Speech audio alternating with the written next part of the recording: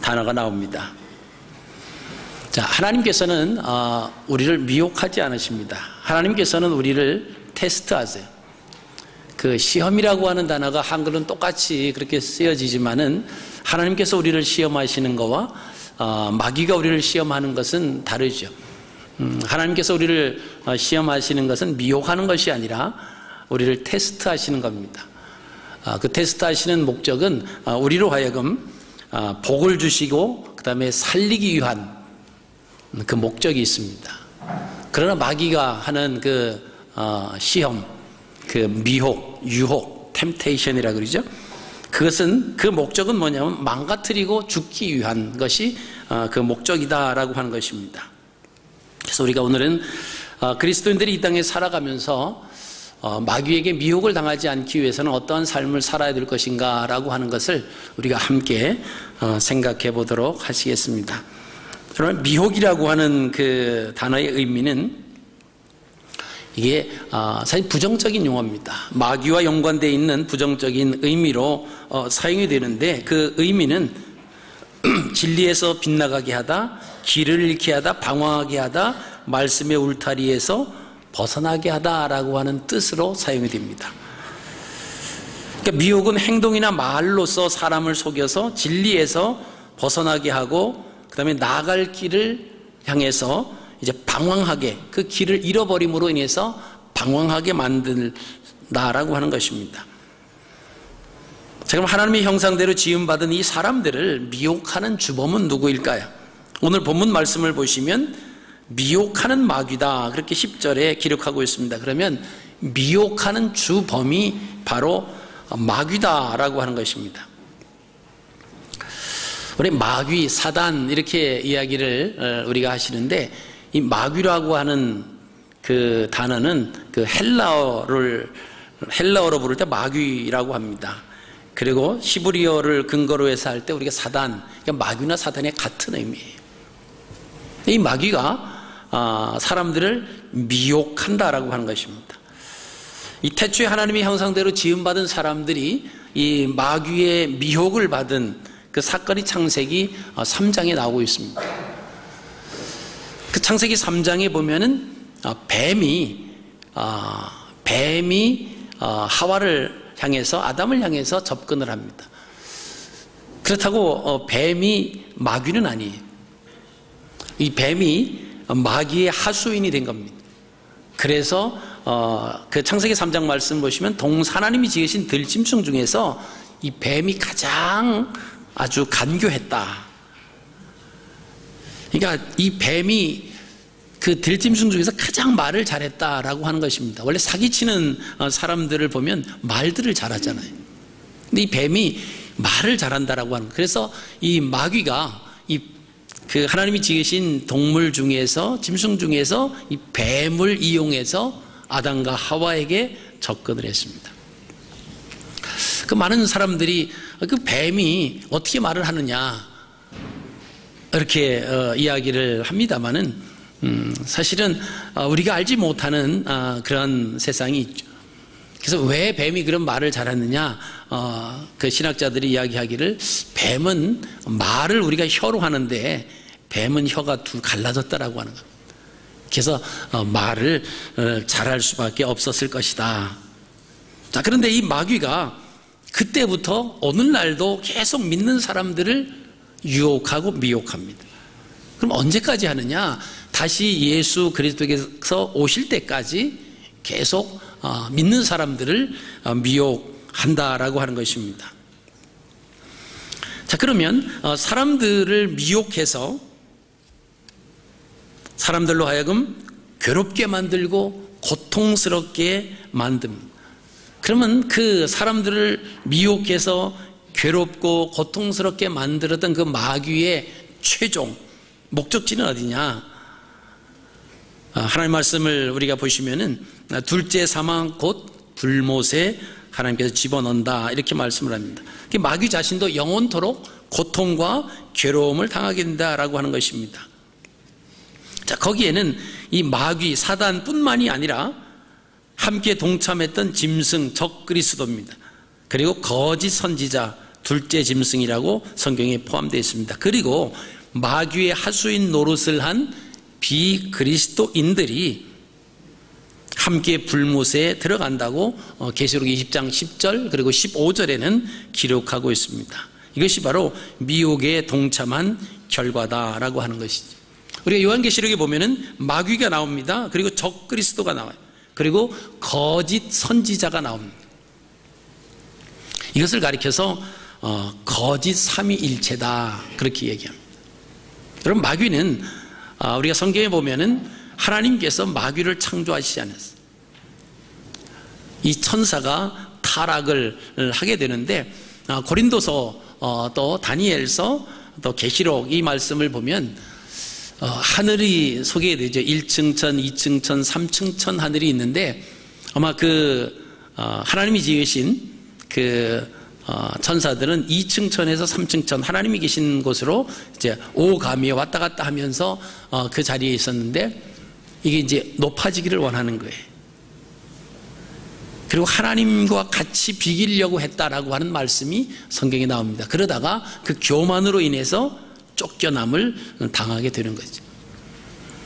그래서 그 마귀 어떤 한 천사가 하나님 앞에 교만하게 그 자리를 탐내려고 하다가 쫓겨남을 당합니다. 그 추종자들이 그 천사들의 3분의 1이 그를 추종했다라고 합니다. 그래서 같이 이제 그 하늘에서 쫓겨남을 당하는 거죠. 그래서 그래서 공중 권세 잡은 자들이다 이렇게 말합니다. 그럼 그 존재들을 추종했던 존재들을 천사들을 타락한 천사들을 가리켜서 우리는 귀신들이다 이렇게 표현을 합니다. 그래서 우리가 성경에서 너 교회 다니는데 무슨 귀신이 있느냐, 뭐 귀신은 없다, 요즘 같은 세상에 무슨 귀신이 있느냐, 만약에 그렇게 말을 하고 우기면 믿음이 좋은 아주 신앙 있는 사람이 아니라 성경을 모르는 무식한 사람이다 라고 하는 것을 내 입으로 표현하는 거예요. 성경은 마귀의 존재에 대해서 그리고 귀신들의 존재에 대해서 결코 부인하지 않습니다. 그들은 미혹의 영들이다라고 하는 거예요. 우리가 에베소서 말씀을 보시면은 그 사단은 거짓의 아비였다고 그랬습니다. 입만 열으면 거짓이에요. 그리고 하나님 계신 그곳을 탐하려고 했던 그 마귀는 모방하려고 합니다. 그래서 성 삼위일체가 있는가 하면 거짓 삼위일체가 있는 거예요. 그래서 마귀와 적그리스도와 거짓 선지자를 가리켜서 우리가 거짓 삼위일체다 그렇게 얘기합니다. 그리고 우리 요한계시록 13장 17절로 18절 말씀을 보시면 거기 666이라고 하는 단어가 나옵니다. 우리가 흔히 말하는 666 그런데 사실 그 666 그렇게 읽으면 안 돼요. 666 이렇게 읽으셔야만 제대로 우리가 읽는 겁니다. 그 600이라고 하는 것은 마귀의 수를 의미해요. 그리고 60은 적그리스도를 의미하고 6은 거짓 선지자들을 가리키는 숫자입니다. 그러니까 하나님이 성삼위일체가 계신 것처럼 자기 거짓 삼위일체를 주장하는 겁니다. 그리고 성경에 보면 성령에 의해서 믿는 자들을 손이나 이마에 인쳐주시죠. 그러니까 요한계시록에 나오는 이 666 흔히 말하는 그렇게 말하죠. 666 표를 이마나 손에 이렇게 받으면 안 된다. 그렇게 얘기하는데 우리가 사실은 성령이 우리에게 인치심을 보여집니까? 보여지지 않습니다. 마찬가지로 이 거짓 삼위일체의 이 존재들이 하나님을 흉내내는 거예요. 인쳤다라고 하는 의미는 무엇을 의미하냐면 도장 찍었다라고 하는 겁니다. 너는 내 것이다 라고 하는 거예요. 그래서 마지막 때 환난 당하고 그럴 때 이 거짓 삼위일체들 거기에 이렇게 그 인침을 받는 그 사람들이 아니면 그 환난을 견디기가 힘들다라고 하는 그런 의미로서 666 그 짐승의 수고 그 숫자를 헤아리면 그게 사람의 수다 성경에 그렇게 나와 있습니다. 그러니까 우리가 말하는 처음에 크레딧 카드를 하면 안 된다 그래가지고 그것이 666에 그러다가 나중에 처음에 또 뭐죠? 이 바코드가 그게 뭐 이게 그 성경에서 말하는 그 666이다. 뭐 그렇게 말합니다. 자, 그러면 오늘날 우리가 바코드 찍히지 않은 음식을 찾아볼 수 없습니다. 과일 하나에 전부 다 바코드가 다 찍혀 있어요. 그럼 그게 전부 다 이미 그 성경에서 말하는 그런 짐승의 잘못된 수다라고 하면 우리가 먹지 말아야 된다라고 하는 겁니다. 그러니까 우리가 요한계시록을 보면서 사실 잘못 그 해석되는 부분이 많이 있어요. 그러다가 이제 크레딧 카드를 하면 안 된다 막 또 그러죠. 크레딧 카드 우리 그 지갑에 하나 이상 하나 좀 안 가지고 계신 분들 어디 있어요? 시대가 바뀌면서 그 짐승의 표가 자꾸 바뀌어지는 것은 옳지 않다라고 하는 거, 맞지 않다라고 하는 것입니다. 뭐 요사이는 미국 같은 데에서는 그 사람 몸에다가 칩을 심는다고 그러죠. 중범죄자들, 우리가 그 애완동물에다가 칩을 이렇게 심는 것처럼 그 사람들에게 딱 그 칩을 심어 놓고 어떤 사건이 일어났을 때 그 사람들 이렇게 해서 그 칩을 이렇게 스캔하면 뭐 우리가 쉽게 블랙박스처럼 하면 그 시간 몇 월 며칠 몇 시에 이 사람이 어디에 있었던 거를 확인하는 거예요. 그럼 자기가 거짓말을 할 수가 없는 거죠. 또 이제 그것이 한창 돼가지고 이것이 성경에서 말하는 그 666이다. 이거 이제 세상이 마지막 때가 됐다. 그럼 그렇게 눈으로 보이는 확인할 수 있는 그런 인침이 아니다라고 하는 것입니다. 이 적그리스도, 마귀, 거짓 선지자들이 사람들을 자꾸 하나님과 거리가 떨어지게 하고 너는 내 것이라 해서 자기의 말에 순종하도록 그 사단이 원하는, 그죠? 거짓 선지자들, 적그리스도가 원하는 대로 따르지 아니하면 고통을 당하고 힘들게끔 만드는 겁니다. 그러니까 여러분 뭐 손해나 이마나 뭐 이거 받으면 어떻게 하나 그런 걱정하지 마시고 하나님 성령에 의해서 인치심을 받고 살아가는 그런 확신을 가지고 기쁨으로 살아가시기를 주님의 이름으로 축복합니다. 악한 영들이 하나님의 형상을 받은 그 사람들을 미혹하는 가장 큰 이유가 뭐냐? 하나님께로부터 분리입니다. 이미 자기들은 쫓겨남을 당했습니다. 그렇기 때문에 하나님과 같이 있는 어떤 그 사람들을 하나님께로부터 자꾸 분리시키려고 하는 거예요. 이미 하나님처럼 되려고 그 교만을 떨었다가 이미 실패한 존재가 마귀입니다. 그런데 창세기 3장 말씀을 보시면은 자기들이 이미 실패했어요. 그래서 쫓겨남을 당했습니다. 그런데 하와에게 다가와서 뭐라고 그럽니까? 너는 죽지 않고 하나님과 같이 된다. 그렇게 거짓말로 자기가 실패했는데 그 실패를 사람에게, 하나님과 교제하고 있는 그 아담과 하와에게 접근을 해서 죽지 않고 너는 실패하지 않고 너는 하나님과 똑같이 된다. 그러므로 인해서 하나님으로부터 분리시키려고 하는 그 계획을 우리가 볼 수 있다라고 하는 것입니다. 자, 악한 영들은 하나님의 믿는 사람들을 하나님으로부터 분리시키기 위해서 여러 가지 일들을 하는데, 첫 번째로 하나님의 형상대로 지음받은 사람들을 진리에서 빗나가게 합니다. 이것은 하나님 말씀을 불순종하게 만든다라고 하는 것입니다. 다시 말씀드리면 말씀의 울타리에서 자꾸 벗어나게 하는 거예요. 너 이거 먹으면 너 안 죽어. 결코 죽지 않아. 오히려 내 눈이 밝아져서 내가 하나님같이 돼서 선과 악을 분별하는 그 능력이 있는 거다. 그러면서 자꾸 말씀의 울타리에서 벗어나게 합니다. 자, 말씀의 울타리를 벗어난 에덴 동산에서 샬롬을 누리고 있었던 아담과 하와가 하나님의 말씀의 울타리를 벗어남으로 그들에게 찾아왔던 것은 괴로움뿐이었습니다.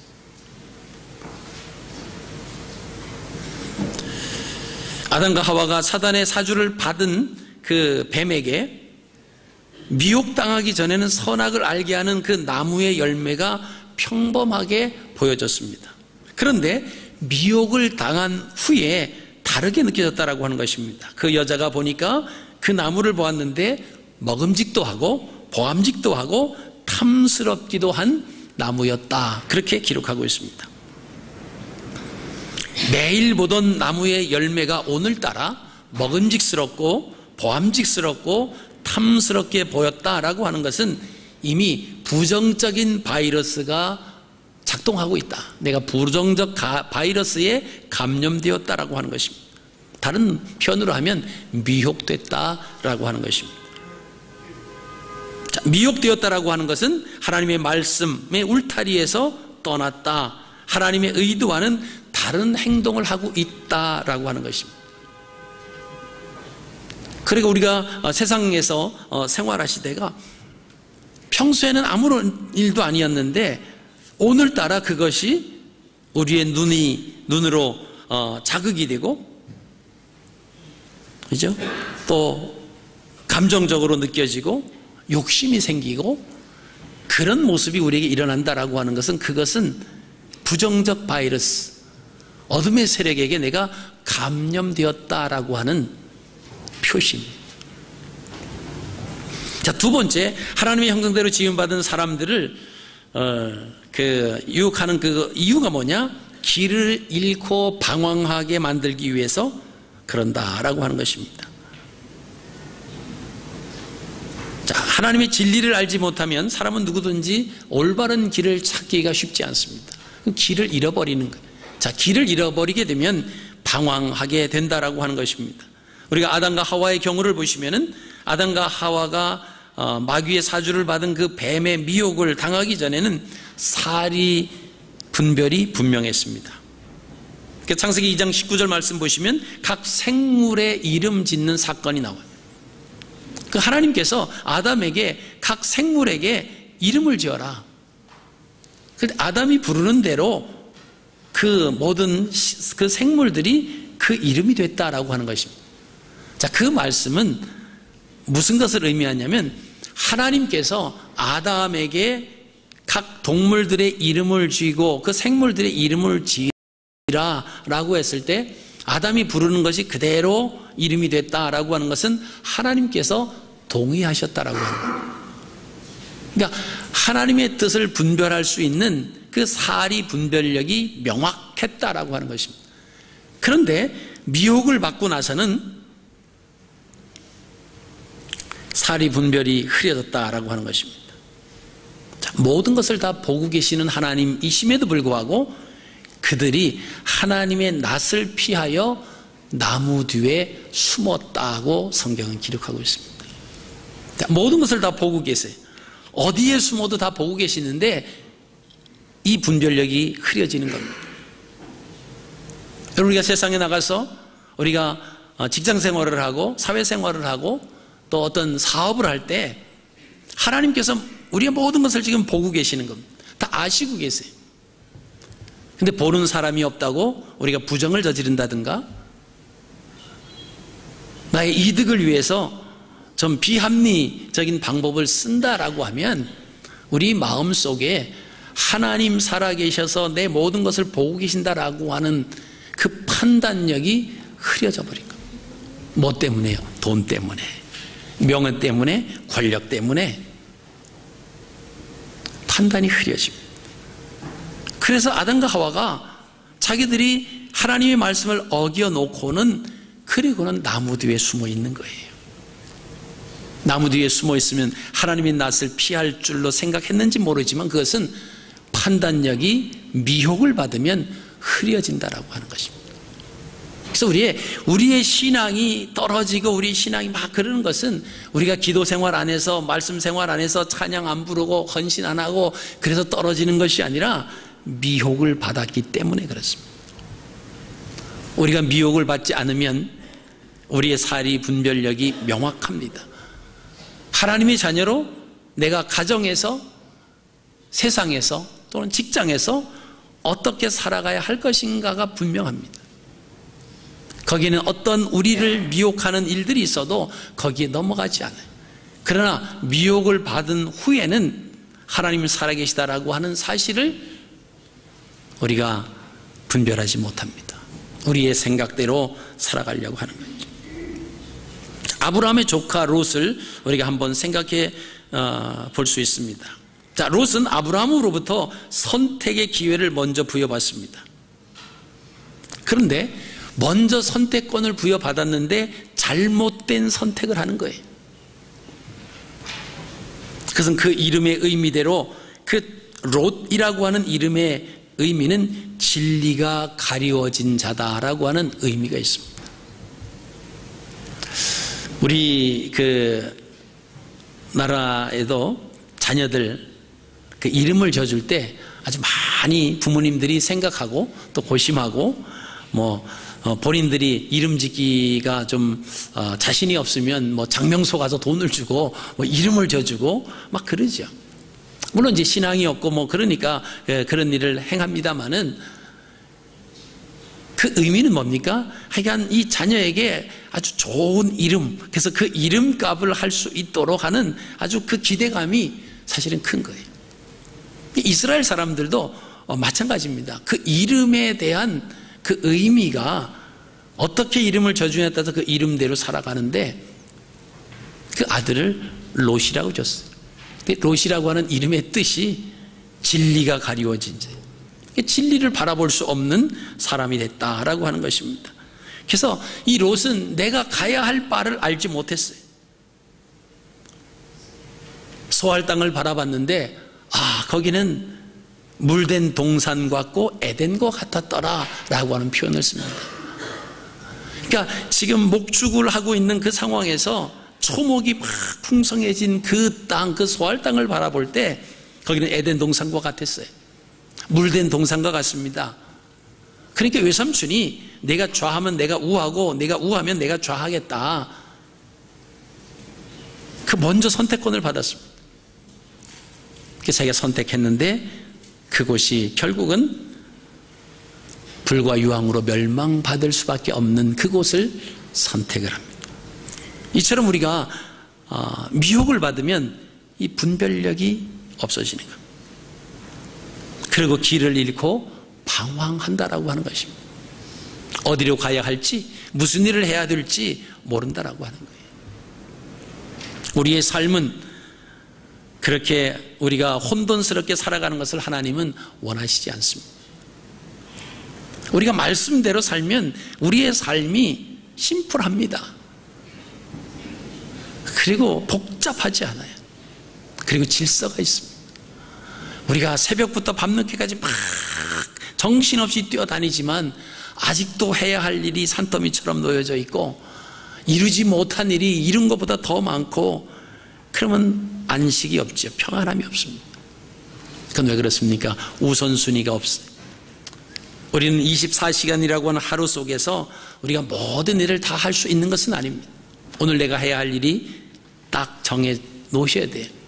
그리고 그것을 통해서 하루를 마감하고 또 새로운 하루를 맞이하고 해야 되는데 할 수도 없는 걸 다 하려고 하니까 이루지도 못하고 마음도 불편하고 괴롭고 뭐 해야 될지 그 방향 감각도 잃어버리고 이런 모습들이 미혹을 당한 그런 현상들이다라고 하는 것입니다. 세 번째로 하나님의 형상대로 지음받은 사람들을 괴로움 속에 살아가게 한다라고 하는 것입니다.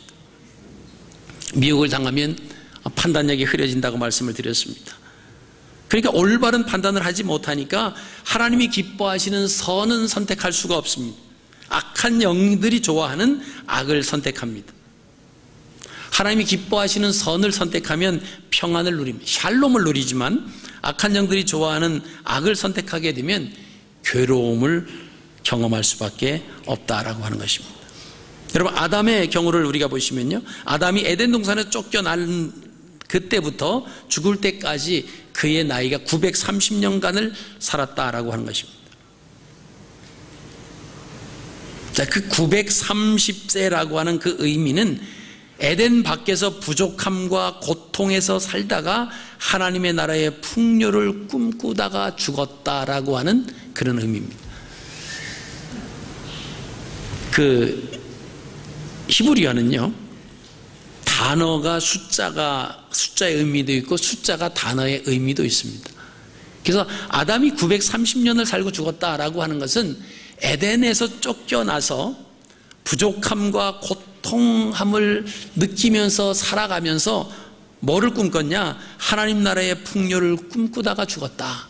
다시 말하면 에덴 동산에서 그 풍요로움과 자유로움과 평안함을 꿈꾸면서 바라보다가 그 생을 마감한 것이 바로 930세로 죽었다라고 하는 그런 의미가 있습니다. 그래서 우리가 마귀의 미혹을 당하지 않기 위해서 그럼 우리가 어떻게 살아야 될까라고 하는 해답이 또 베드로전서 5장 8절 9절 말씀에 있습니다. 제가 읽어드리겠습니다. 근신하라 깨어라 너희 대적 마귀가 우는 사자같이 두루다니며 삼킬 자를 찾나니 너희는 믿음을 굳게 하게 하여 그를 대적하라. 이는 세상에 있는 너희 형제들도 동일한 고난을 당하는 줄을 알미라. 자, 베드로는 마귀의 유혹을 당하지 않기 위해서 해야 할 첫 번째가 뭐냐면 근신하라 라고 합니다. 자, 근신하라 라고 하는 것은 어떤 의미냐면 술 취하지 말라, 정신을 차리고 있어라, 맑은 정신으로 있어라 라고 하는 의미예요. 그 다음에 두 번째로는 베드로가 하는 말이 깨어라 라고 하는 말입니다. 깨어라 라고 하는 의미는 말씀을 붙잡고 살아라 라고 하는 뜻입니다. 우리 깨어서 말씀을 붙잡고 살지 아니하면 우리가 미혹을 받을 수밖에 없다라고 하는 것입니다. 우리가 마지막 때일수록 예수님이 재림이 가까울수록 말씀으로 무장하지 아니하면 결코 우리 자신을 지켜낼 수가 없습니다. 여러분, 오늘날 수많은 매스컴을 통해서 어떤 미디어들을 통해서 또는 사람과 환경을 통해서 우리가 세상에 나가 살면 우리를 죄 짓는 대로 우리를 손짓하는 것이 얼마나 많습니까? 내가 말씀을 부여잡고 그 자리에 서 있지 아니하면 우리도 모르는 사이에 우리는 끌려서 미혹에 빠질 수밖에 없다라고 하는 것입니다. 예수님께서 겟세마네 그 정원에서 베드로에게 말씀하시죠. 깨어 있으라. 그렇죠? 베드로와 세베대의 두 아들을 데리고 가실새 고민하고 슬퍼하사 이에 말씀하시되 내 마음이 매우 고민하여 죽게 되었으니 너희는 여기 머물라 나와 함께 깨어 있으라. 그렇게 말씀하시고 조금 더 나가서 기도하십니다. 기도하시다 돌아와 보니까 이 제자들이 깨어 있으라라고 하는 것은 나를 위해서 좀 기도하라 라고 하는 거예요. 이제 십자가를 지셔야 할 그 시간이 다가오기 때문에 좀 나를 위해서 기도하라, 깨어 있어라. 그런데 다 잠을 잤습니다. 여러분, 깨어 있지 않았던 베드로는 어떤 결과를 가져왔습니까? 예수님 면전에서 예수님을 모른다고 3번씩이나 부인을 했던, 깨어 있지 않으면 넘어진다라고 하는 것입니다. 세 번째로 바울은 마귀의 미혹을 당하지 않기 위해서 하나님의 전신갑주를 입어라 이렇게 말씀을 합니다. 에베소 6장 11절입니다. 마귀의 관계를 능히 대적하기 위하여 하나님의 전신갑주를 입어라. 우리가 전신갑주 이러면은 어떤 군인들이 입는, 로마 군인들이 입는 전투복, 전투 시에 나갈 때 그 전신갑주를 생각을 할 수 있습니다. 그러나 바울은 로마 군인들의 입었던 그런 어떤 전투복을 염두에 두고 한 말이 아닙니다. 하나님의 율법과 선지자들의 말을 인용한 겁니다. 그래서 바울이 말한 하나님의 전신갑주라고 하는 것은 에봇을 말합니다. 즉 제사장들이 입는 그 옷을 염두에 둔 말이다라고 하는 것입니다.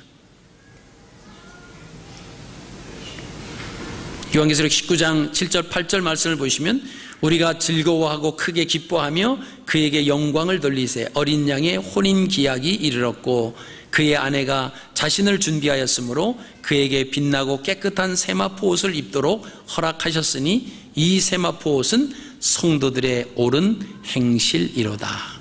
자, 신부 단장은 빛나고 깨끗한 세마포 옷을 입는 거다라고 하는 것입니다. 자, 이 옷은 어떤 옷이냐라고 하면 오늘 계시록에 있는 그 말씀을 보시면 성도들의 옳은 행실이다 라고 하는 것입니다. 자, 정리해보면 미혹의 영을 이기는 힘은 오직 하나인데 그 하나가 뭐냐? 하나님의 말씀에 옷을 입는 거다라고 하는 것입니다. 이제 말씀을 정리하겠습니다. 자, 오늘 우리에게 마귀는 말씀의 울타리를 벗어나도록 하기 위해서 세상의 달콤한 것으로 우리를 미혹합니다. 먹음직스럽고 보암직스럽고 탐스러운 것으로 우리를 미혹합니다. 때로는 물질로 미혹을 하고요, 쾌락으로 미혹을 합니다. 권력으로, 명예로 우리를 미혹합니다. 그러나 이런 마귀의 미혹에 우리가 빠지지 않기 위해서는 근신해야 되고 깨어 있어야 되고 하나님의 말씀의 옷, 즉 전신갑주를 입어야 된다라고 하는 것입니다. 우리가 마귀에게 미혹을 당하게 되면 첫째, 진리에서 빗나가게 됩니다. 말씀의 울타리를 벗어납니다. 그래서 평안이 없습니다. 그리고 길을 잃고 방황하게 됩니다. 시편 119편 105절 말씀을 보시면 여호와의 말씀 내 발의 등이요 내 길의 빛이다 이렇게 말씀합니다. 내 발에 등이 되고 빛이 있으면 우리가 어둠 속에서 헤맬 이유가 없습니다. 근데 미혹을 당하면 방황할 수밖에 없다라고 하는 것입니다. 그리고 괴로움 속에서 샬롬을 잃어버린 채 살아갈 수밖에 없게 된다라고 하는 것입니다. 사랑하는 성도 여러분, 이번 한 주간도 마귀의 미혹으로부터 이기기 위해서 말씀으로 무장해서 승리하시는 복된 한 주간의 삶이 되시기를 주님의 이름으로 축복합니다. 살아계신